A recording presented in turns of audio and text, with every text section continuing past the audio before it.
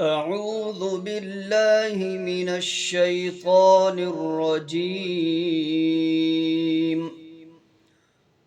ولقد أرسلنا موسى بآياتنا وسلطان مبين إلى فرعون وهامان وقارون فقالوا ساحر كذاب. فلما جاءهم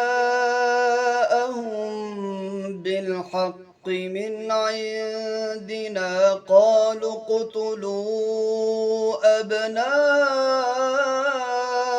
الذين آمنوا معه واستحيوا نساءهم وما كيد الكافرين إلا في ضلال. وقال فرعون ذروني أقتل موسى وليدع ربه إني أخاف أن يبدل دينكم أو أن يظهر في الأرض الفساد. وقال موسى إني عذت بربي وربكم من كل متكبر لا يؤمن بيوم الحساب.